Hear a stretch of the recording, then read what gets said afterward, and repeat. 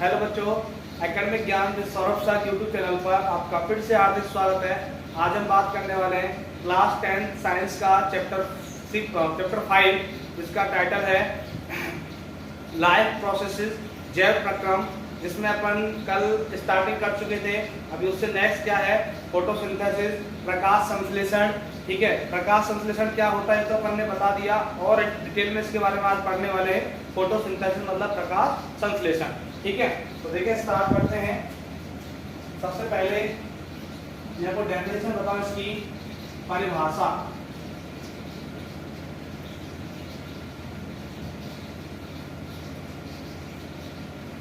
बेटा इसकी परिभाषा क्या होती है?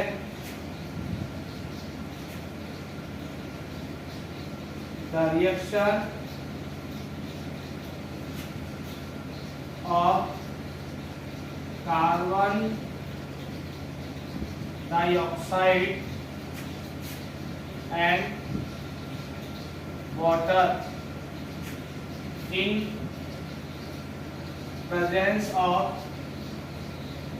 chlorophyll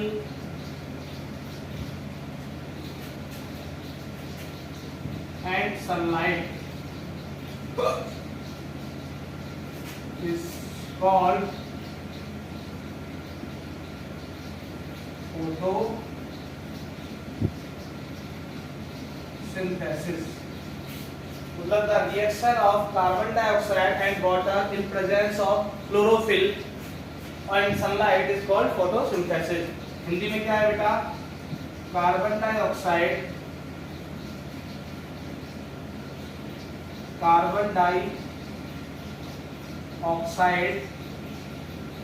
एवं जल की प्रकाश क्लोरोफिल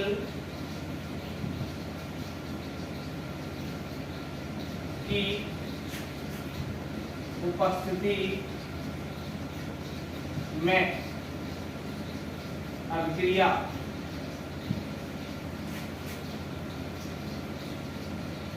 प्रकाश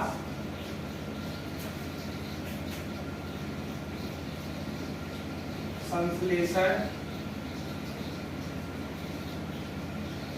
कहलाती है। बेटा कार्बन डाइऑक्साइड और जल की क्रिया प्रकाश और बेटा क्लोरोफिल की उपस्थिति में हो तो वो क्या कहलाती है? प्रकाश संश्लेषण कहलाती है। इसका समीकरण देखो बेटा, इक्वेशन मतलब समीकरण क्या होता है? CO2 कार्बन डाइऑक्साइड का फॉर्मूला होता है, जल का फॉर्मूला क्या होता है? H2O। क्या होता है? H2O। ठीक है, एरो के ऊपर होता है बेटा सनलाइट, प्रकाश। ठीक है, नीचे होता है बेटा क्लोरोफिल। क्या होता है? क्लोरोफिल। ठीक है, हिंदी में भी क्लोरोफिल बोलते हैं। अब यहाँ क्या बनता है बेटा? C6H12O6 ग्लूकोज बनता है, और साथ में क्या निकलता है बेटा? ऑक्सीजन O2, और साथ में क्या निकलता है बेटा? H2O water. अब देखो बैलेंस करें तो बेटा यहाँ कार्बन कितना है? 6, यहाँ कार्बन कितना है? 1, यहाँ 6 करोगे, 6 का मल्टीप्लाई करोगे, अब कार्बन 6 हुआ तो ऑक्सीजन कितना होगा? 12। ठीक है, अब यहाँ हाइड्रोजन कितना है? 12, यहाँ कितना है? 2, तो 2 को 12 करोगे, 6 का गुणा करोगे तो 6 के लिए ये भी 12 हो गया, यहाँ भी हाइड्रोजन 12 है। अब देखो यहाँ ऑक्सीजन कितना है? 6 और 2 8 और 1 9, तो यहाँ कितना? देखो 6 दूनी 12 ऑक्सीजन और 6 एकम 6 ऑक्सीजन, 12 से कितना होगा? 18। यहाँ कितने? 6 ऑक्सीजन ले रहे हैं, 6 यहाँ लगाओ तो 18 ये हो गए, 1 वो एक्स्ट्रा जा रहा है, तो मतलब यहाँ क्या करोगे? 6 से बैलेंस नहीं हो रहा, इसको ऑक्सीजन यहाँ तक ही रहने दो। ठीक है, यहाँ तक ही करो, यहाँ तक ही रहने दो। ओके, इतना सही है। इसमें H2O बढ़ जाएगा लेकिन रहने दो, इतना ही बहुत है। तो 6CO2 + 6H2O give C6H12O6 and 6 oxygen, है ना। ये प्रकाश संश्लेषण का समीकरण होता है बेटा कि कार्बन डाइऑक्साइड और H2O मिलकर क्या बनाते हैं? ग्लूकोज। ये क्या होता है बेटा? ग्लूकोज।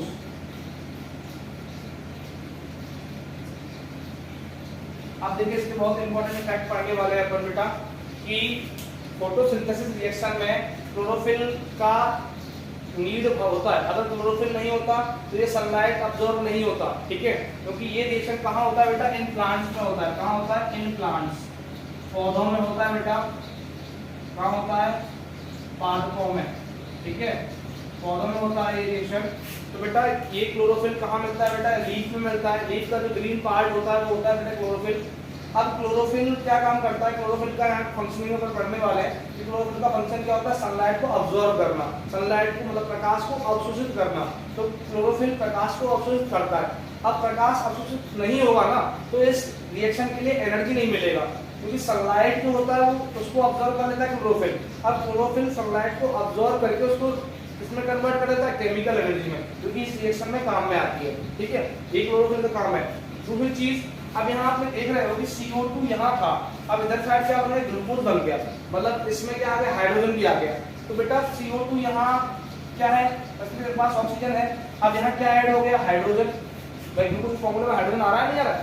तो किसी भी कंपाउंड में या किसी एलिमेंट में बेटा हाइड्रोजन का ऐड होना क्या होता है, वो रिडक्शन। क्या होता है, रिडक्शन। चैप्टर 1 में आपने पढ़ा है। तो CO2 का यहाँ क्या हुआ, रिडक्शन हुआ, किसमें, ग्लूकोज में। CO2 किसमें रिडक्शन हो गया, ग्लूकोज में। ठीक है, क्या हुआ है, रिडक्शन हुआ है।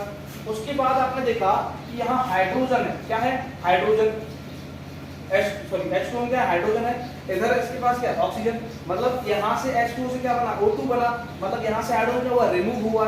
अब H2 से O2 बना है, मतलब हाइड्रोजन रिमूव हुआ है, इसका मतलब H2O का क्या हो गया, ऑक्सीडेशन। क्या हो गया, ऑक्सीडेशन। तो बेटा कार्बन डाइऑक्साइड का ग्लूकोज में क्या होता है, रिडक्शन होता है, अपचयन होता है, और H2O का O2 में क्या होता है, ऑक्सीडेशन, मतलब ऑक्सीकरण होता है। ये सारी प्रोसेसेस किसके अंडर होती हैं, फोटोसिंथेसिस के अंदर होती हैं। तो वही पढ़ने वाले हैं अपन। तो यहाँ हेडिंग बनाते हैं बेटा, हेडिंग क्या है, reactions under photosynthesis, under photosynthesis. प्रकाश संश्लेषण की अंतर्गत अभिक्रिया। ठीक है, प्रकाश संश्लेषण के अंतर्गत कौन कौन सी अभिक्रिया होती है बेटा, तो number one CO2 reducted into glucose. ठीक है, मतलब कार्बन डाइऑक्साइड CO2 लिखा हुआ, ठीक है, CO2 ग्लूकोज में अपचयित हो जाती है, CO2 ग्लूकोज में अपचयित हो जाती है। पहली रिएक्शन तो ये होती है बेटा। ठीक है, और अपचयन क्या होता है, हाइड्रोजन का ऐड होना। तो CO2 रिडक्टेड हो जाते हैं ग्लूकोज में। नंबर 2 रिएक्शन क्या होती है, ठीक है, क्लोरोफिल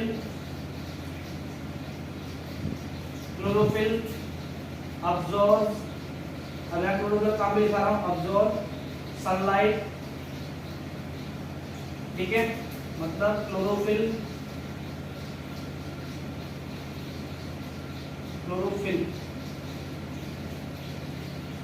सूर्य का प्रकाश अवशोषित करता है। क्या करता है, सूर्य प्रकाश को अवशोषित करता है। ठीक है, सनलाइट को क्लोरोफिल अब्सॉर्ब करता है। ठीक है, ये 2 रिएक्शन हो गए। अब इससे नीचे आपको दिखेगा नहीं, मैं ऊपर लिख रहा हूँ। ठीक है, ऊपर वाला रेज कर रहा हूँ, आप स्क्रीनशॉट ले लें इसका, स्क्रीनशॉट ले लें आप।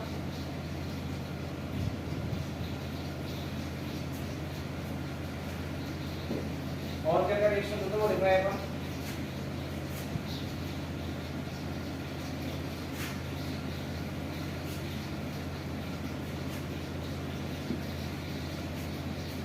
देखें, नंबर 3 क्या होता है, पहला हो गया CO2 रिडक्ट होता है ग्लूकोज में, कार्बन डाइऑक्साइड ग्लूकोज में अपचयित होता है। दूसरा हो गया क्लोरोफिल सनलाइट को अब्सॉर्ब करता है ना।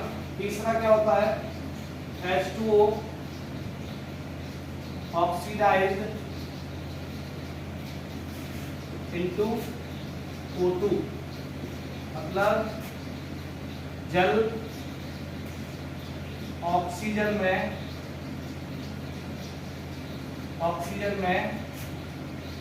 उपचयित हो जाता है। उपचयित हो जाता है बेटा। ऑक्सीडाइजिंग का मतलब क्या होता है बेटा, ऑक्सीजन का ऐड होना या फिर हाइड्रोजन का रिमूव होना। ठीक है, ये रिएक्शन 3 होते हैं बेटा प्रकाश संश्लेषण के दौरान। ये पहला CO2 क्या होता है, मैंने 3 रिएक्शन बताए। CO2 किसमें रिडक्ट होता है, ग्लूकोज में।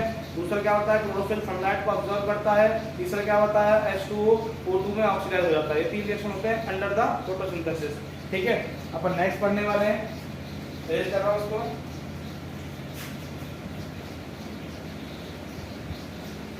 ये थे बेटा इसके इंपॉर्टेंट पॉइंट्स। अभी देखो फोटोसिंथेसिस के लिए अपन एक्टिविटी पढ़ने वाले हैं। तो देखो मैं दोनों को समझा रहा हूँ। एक्टिविटी नंबर 5.1 और इधर समझा रहा हूँ बेटा एक्टिविटी नंबर 5.2। ठीक है, तो एक्टिविटी 5.1 और 5.2 में बोला क्या गया है बेटा, देखो एक्टिविटी 5.1 में क्या बताया गया है कि इसका देखो जो टाइटल में रेड से लिख रहा हूँ, रेड मार्कर से। एक्टिविटी 5.1 में क्या बोल रहा है, एक्टिविटी 5.1 में हमको प्रूव करना है, क्या बताया गया है कि क्लोरोफिल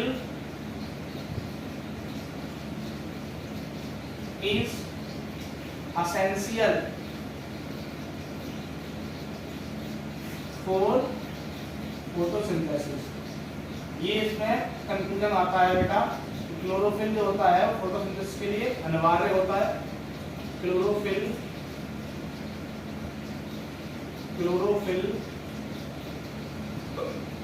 प्रकाश संश्लेषण में अनिवार्य होता है।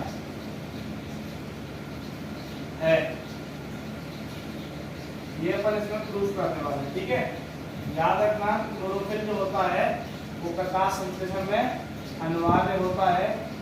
ये 5.1 में अपन सीखेंगे, है ना। और 5.2 में अपन क्या सीखेंगे कि starch is formed under photosynthesis.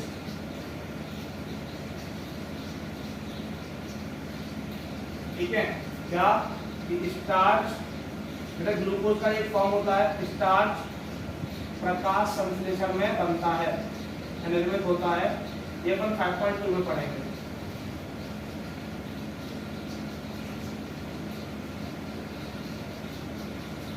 ठीक है, स्टार्च प्रकाश संश्लेषण में बनता है बेटा, ये अपन 5.2 एक्टिविटी में पढ़ेंगे। और 5.1 में क्या पढ़ेंगे कि क्लोरोफिल जो होता है प्रकाश संश्लेषण में अनिवार्य होता है। क्लोरोफिल प्रकाश संश्लेषण में अनिवार्य होता है, ये 5.1 में सीखेंगे। और स्टार्च प्रकाश संश्लेषण में बनता है, मतलब ग्लूकोज का एक पॉलीमर होता है बेटा, जिसको अपन बोलते हैं स्टार्च। ग्लूकोज का बहुलक होता है स्टार्च। ठीक है, मतलब बहुत सारे ग्लूकोज जब मिलते हैं तब जाके क्या बनता है, स्टार्च बनता है। तो स्टार्च जो होता है प्रकाश संश्लेषण में निर्मित होता है। आपने देखा कि CO2 और H2O जब कंबाइन होते हैं तो क्या बनता है, ग्लूकोज बनता है। और ग्लूकोज जब बहुत सारे ग्लूकोज जब मिलते हैं तब जाके बनता है स्टार्च। तो स्टार्च प्रकाश संश्लेषण में बनता है, ये अपन सीखेंगे 5.2 में। और 5.1 में क्या सीखेंगे कि प्रकाश संश्लेषण में क्लोरोफिल जरूरी होता है। अब कैसे सीखेंगे वो देखना।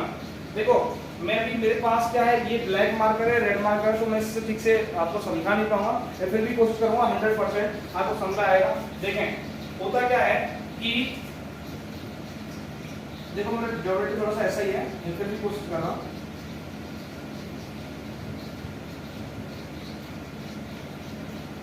देखो मैंने ये बनाया लीफ, क्या बनाया बेटा, लीफ बना दिया। ठीक है, क्या बना दिया, लीफ बना दिया।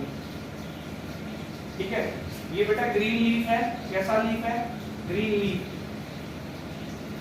ठीक है, हरी पत्ती है बेटा, ये समझ लो मेरी बात। हरी पत्ती वैसे ब्लैक दिखेगी लेकिन हरी है, आप मान लो। मैं मार्कर ब्लैक है मेरे पास, तो ये हरी पत्ती है।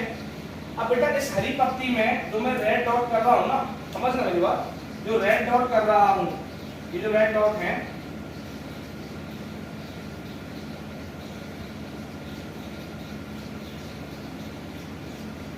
ये रेड डॉट क्या बता रहे हैं बेटा, ये रेड डॉट बता रहे हैं बेटा क्लोरोफिल को। किसको बता रहे हैं, क्लोरोफिल को। ठीक है, ये रेड डॉट किसको बता रहे हैं, क्लोरोफिल को। ठीक है, रेड डॉट का मतलब क्या है, क्लोरोफिल। अब बेटा करना क्या है अपन को कि इस पत्ती को बेटा 3 दिन के लिए, कितने दिन के लिए? 3 दिन के लिए डार्क रूम में रखना है, अंधेरे कमरे में रखना है, ठीक है। तो मैंने यहाँ अंधेरा कमरा बना दिया। ये बेटा कैसा रूम है? डार्क रूम है। कैसा रूम है? Dark room.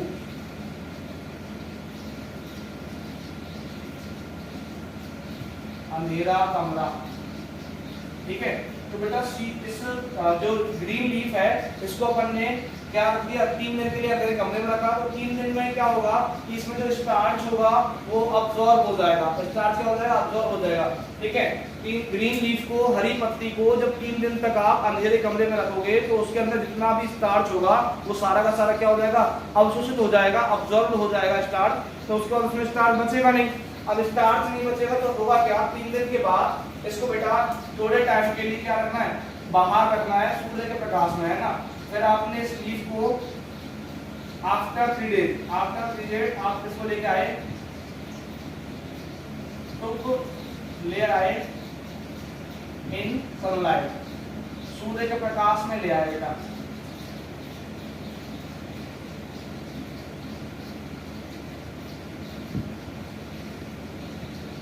अब जब बेटा आप इसको सनलाइट में ले आए, प्रकाश में ले आए, तो होगा क्या बेटा? इस लीफ में देखो, मैं इसको रेड मार्क बना के दिखा रहा हूं। इस लीफ में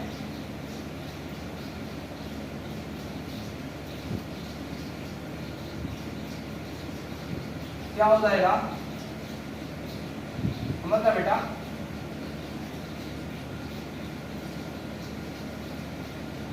ऐसे, ठीक है। तो ये लीफ है बेटा।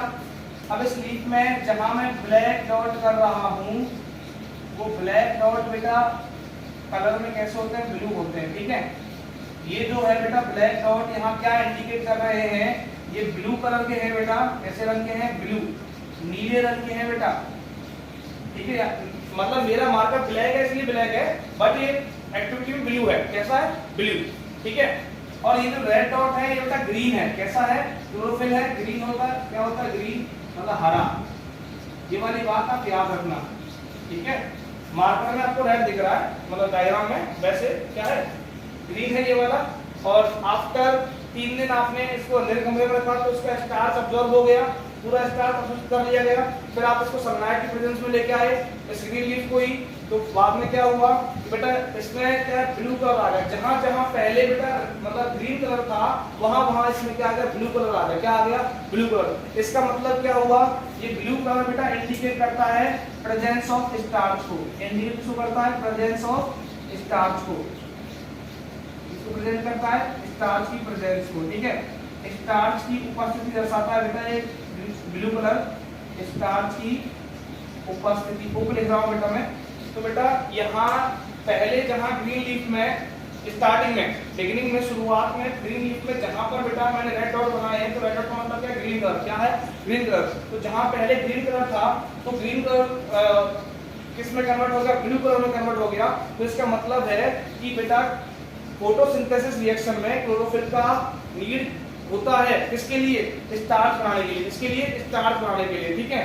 तो इन the photosynthesis reaction chlorophyll is compulsory for forming of या सिंथेसिस ऑफ स्टार्च बोलो या ग्लूकोज बोलो, कि प्रकाश संश्लेषण में स्टार्च या ग्लूकोज बनाने के लिए क्लोरोफिल का नीड या जरूरत होता है, ठीक है।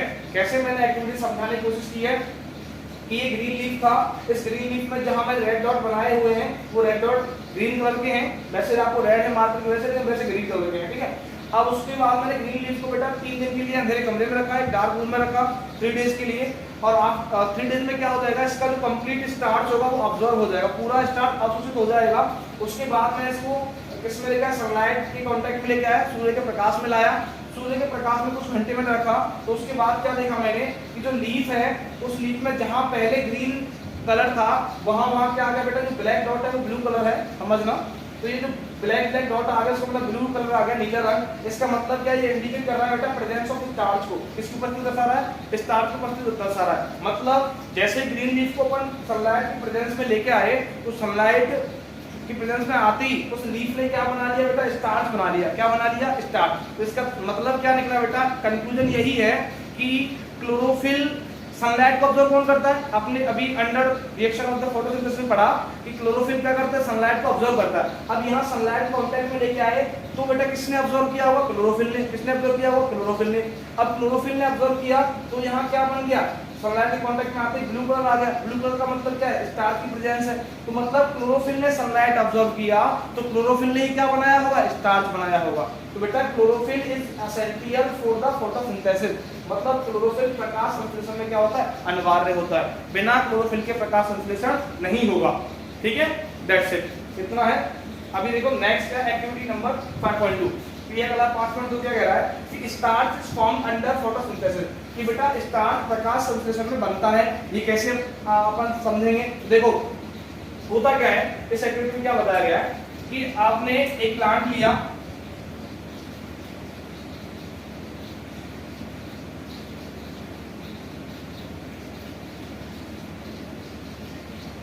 ये कोई प्लांट है बेटा, ठीक है। अब इसको मैंने ऐसे बॉक्स को बंद कर दिया। अब ऐसे ही ये प्लांट है,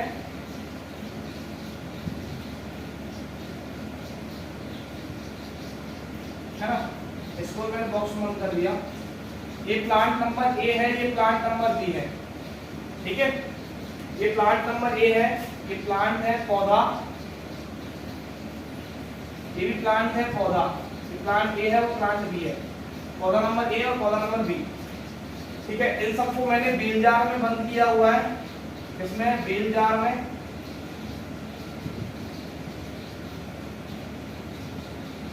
ये बेटा बेल जार है, कांच का बेल जार बंद किया हुआ है। अब इसके बेटा यहाँ बॉटम में जो कांच का ये लगा हुआ है, ये वाला, यहाँ मैंने वैसलीन लगाया हुआ है। क्या लगाया हुआ है बेटा, दोनों में वैसलीन लगाया हुआ है। क्या लगाया हुआ है, वैसलीन, ठीक है। यहाँ क्या लगाया मैंने, वैसलीन लगाया हुआ है बेटा। जो वैसलीन आप लगाते हो वही वाला वैसलीन है, ये वैसलीन लगाया हुआ है इसमें भी और इसमें भी। दोनों प्लांट में जो बेल जार लगाया है, बेल जार के नीचे तल में बेटा बॉटम में मैंने वैसलीन लगाया हुआ है। अब बेटा आपसे क्वेश्चन आ जाता है कि why do we use Vaseline in the bell jar, ठीक है, to prove the presence of starch in the photosynthesis. मतलब इस प्रकाश संश्लेषण अभिक्रिया में स्टार्च की उपस्थिति दर्शाने के लिए अपन पौधों को बेल जार में बंद करते समय नीचे तल में वैसलीन का प्रयोग क्यों करते हैं बेटा। अब वैसलीन बेटा इसके बॉटम में इसलिए लगाते हैं कि वैसलीन का काम करता है, प्रिवेंट करता है एयर को, टू प्रिवेंट एयर, हवा को रोकने के लिए बेटा अपन ने क्या यूज किया, वैसलीन। कि जो वैसलीन होता है बेटा अंदर बेल जार के हवा को जाने से रोकता है, ठीक है। वैसलीन का काम करता है बेल जार के अंदर हवा को जाने से रोकता है, इसलिए अपन ने वैसलीन यूज किया, ठीक है। दूसरी चीज, अब देखो यहाँ प्लांट ए जो है, इस प्लांट ए में अपन ने यहाँ रखा है बेटा पोटेशियम हाइड्रोक्साइड। क्या रखा है, KOH, potassium hydroxide. Plant A में मैंने बेटा बेल जार के अंदर साइड में क्या रखा है, पोटेशियम हाइड्रोक्साइड डाल दिया है। जैसे मैंने एक प्लेट बना दी, गैस से बनाता हूँ, ये प्लेट बना दी और उस प्लेट में मैंने क्या रख दिया बेटा, इस प्लेट में मैंने क्या रख दिया, इस प्लेट में मैंने रख दिया बेटा पोटेशियम हाइड्रोक्साइड, ठीक है। तो प्लांट ए में मैंने क्या रखा है, पोटेशियम हाइड्रोक्साइड रखा है, लेकिन प्लांट बी में मैंने कुछ नहीं रखा है, ठीक है। तो होगा क्या कि ये जो पोटेशियम हाइड्रोक्साइड है बेटा, ये गुड ऑब्जॉर्बर होता है स्टार्च का। कि पोटेशियम हाइड्रोक्साइड स्टार्च, सॉरी गलत होगा, पोटेशियम हाइड्रोक्साइड बेटा CO2 को ऑब्जॉर्व करता है। किसको ऑब्जॉर्व करता है, कार्बन डाइऑक्साइड को। अब ये कार्बन डाइऑक्साइड को ऑब्जर्व करता है तो बेटा होता क्या, देखो मेरी इक्वेशन ये होता है कि KOH पोटेशियम हाइड्रोक्साइड रिएक्ट करता है जब CO2 से, तो बेटा क्या बनता है, पोटेशियम कार्बन K2CO3 बनता है। क्या बनता है, K2CO3 बनता है और साथ में H2 निकल जाता है। क्या निकल जाता है, H2 वाटर निकल जाता है, ठीक है। तो बेटा ये रिएक्शन होता है कि प्लांट ए में ये रिएक्शन होगा, ए में क्या होगा, ये रिएक्शन होगा कि पोटेशियम हाइड्रोक्साइड KOH जो है वो कंप्लीट जो CO2 होगा इस प्लांट ए में, वो सबको क्या कर लेगा, ऑब्जॉर्व कर लेगा और पोटेशियम कार्बोनेट बना देगा। क्या बना देगा, पोटेशियम कार्बोनेट बना देगा, ठीक है। अब इसमें से CO2 चला गया, क्या चला गया, CO2 चला गया, तो क्या हुआ कि CO2 चलने के बाद यहाँ से स्टार्च बनना कम हो जाएगा, क्योंकि बेटा ग्लूकोज कब बनता है, प्रकाश संश्लेषण में जो CO2 होता है तभी तो बनता है ग्लूकोज। अब यहाँ से CO2 चला गया तो प्लांट ए में बेटा क्या हो गया, डिफिशियंसी ऑफ स्टार्च हो गया, डिफिशियंसी ऑफ स्टार्च, मतलब स्टार्च की कमी हो गई बेटा, स्टार्च की कमी हो गई। प्लांट ए में बेटा स्टार्च की डिफिशियंसी क्यों हुई, क्योंकि प्लांट ए में अपन ने क्या रखा था, KOH पोटेशियम हाइड्रोक्साइड रखा था, और पोटेशियम हाइड्रोक्साइड रखने की वजह से रिएक्शन क्या हुआ कि पोटेशियम हाइड्रोक्साइड ने जब कार्बन डाइऑक्साइड CO2 से रिएक्शन किया तो K2CO3 पोटेशियम कार्बोनेट बना लिया, तो जिससे क्या हुआ कि CO2 का अमाउंट कम हो गया। अब CO2 कम हुआ तो स्टार्च भी कम होगा, क्योंकि CO2 ही H2O से मिलकर क्या बनाता है, ग्लूकोज बनाता है, नहीं बनाता है, ग्लूकोज का ही नाम आप स्टार्च समझ लो। तो जब CO2 का अमाउंट कम हुआ तो स्टार्च का भी अमाउंट कम हो जाएगा, मतलब स्टार्च कम मात्रा में बनेगा। क्योंकि प्लांट बी में क्या है, प्लांट ए और प्लांट बी में, प्लांट ए और प्लांट बी में क्या हुआ बेटा, प्लांट बी में स्टार्च सफिशिएंट है, स्टार्च क्या है, सफिशिएंट है, इनफ है, ठीक है, स्टार्च पर्याप्त है, ठीक है। तो प्लांट ए और बी के अपन कंपैरिजन करें तो प्लांट बी में बेटा स्टार्च जो है पर्याप्त मात्रा में बनेगा, और यहाँ बेटा प्लांट ए में स्टार्च पर्याप्त मात्रा में नहीं बनेगा। उसका रीजन क्या है कि प्लांट ए में अपन ने क्या रखा है, KOH यूज किया है, पोटेशियम हाइड्रोक्साइड, और पोटेशियम हाइड्रोक्साइड बेटा CO2 से रिएक्ट कर लेता है और क्या बना लेता है, पोटेशियम कार्बोनेट K2CO3 बना लेता है, जिससे यहाँ CO2 का अमाउंट कम हो गया।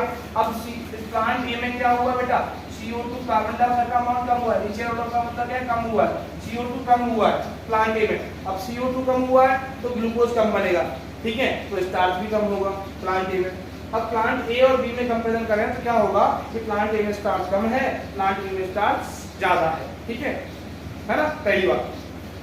दूसरी बात, यहाँ वैक्सीन को यूज किया प्लांट ए में अपन ने, प्लांट ए और बी दोनों में, क्योंकि यार ये प्रिवेंट करता है एयर को, मतलब हवा को आने से रोकता है, ठीक है ना, तो हवा अंदर आएगा ना बाहर जाएगा, ठीक है ना, ये होता है। तो अपन ने इससे कंक्लूजन क्या निकाला है, एक्टिविटी 5.2 से निष्कर्ष ये निकलता है कि प्रकाश संश्लेषण अभिक्रिया में स्टार्च बनता है।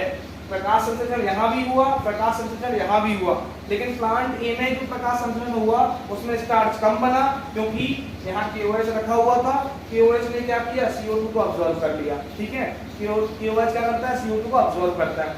लेकिन प्लांट बी में कुछ नहीं रखा हुआ था, तो यहाँ फोटोसिंथेसिस हुआ, लेकिन फोटोसिंथेसिस होने के बाद अमाउंट जो बना है स्टार्च का वो ज्यादा है किसके कंपैरिजन में, ए के कंपैरिजन में, ठीक है। क्यों ज्यादा है, क्योंकि यहाँ KOH था जिसने CO2 को अब्सॉर्ब कर लिया, तो यहाँ CO2 कम था तो स्टार्च कम बना, यहाँ CO2 ज्यादा था तो स्टार्च ज्यादा बना, ठीक है, ये बात।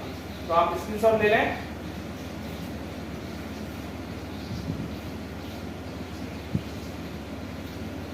तो इसी साथ बेटा मैंने दोनों एक्टिविटी को समझाया।